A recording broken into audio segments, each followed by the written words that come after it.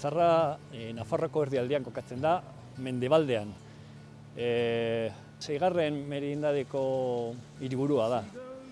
Eta hemen Lizarran gauza asko dago ikusteko, historia asko batez ere.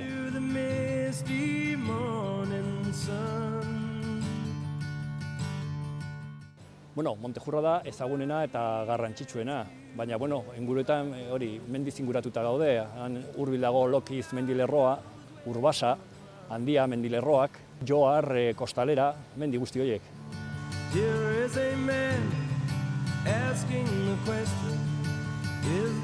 Ibaiaren ondoan hemen gauden lekua esate baterako, Los Llanos pasea lekua. Hau ia herri arotik datorren hiri parke bat, oso arrunta ez zena. Hemen hirian orain igual gutxiago, baina betidanik industria eta hori eratu da ibaiaren ondoan. Hemen larrua ondu da,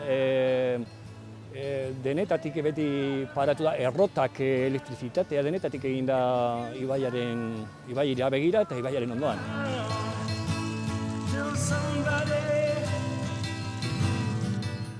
Bai, Lizarra beti merkatari hiria izan da. Inguruko herrietatik etorri da, beti izan du joera hori merkatari hiria izateko.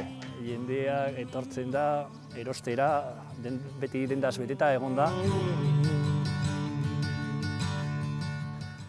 Bueno, bai, Larrai dantza aukeratu zen Euskal Herriko Dantza Nazionala, eta hemen sortua, festetan eta horrela dantzatzen da, lehen hemen bertan zegoen kiosko bat erdian, eta kioskoaren inguruan dantzatzen zen, eta orain, kioskoaren inguruan ez da dantzatzen, baina hemen borobil batean egina dantzatzen da bai.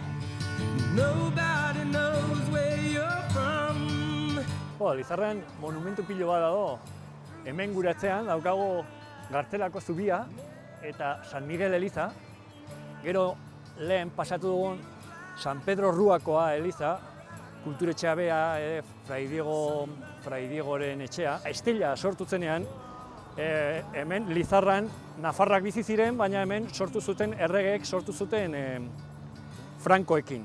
Eta orduan, hemen eskubian daukadan auzoa, San Pedro, hori populatu zen Frankoekin, atzerritarrekin. Gero sortu zen San Juan eta San Miguel, eta hori ja Nafarrekin edo jende nahaztuta. San Juan batez ere Nafarrekin. Eta hasiera batean bereiztuta, gero ja, azkenean Estella osatu arte, ez?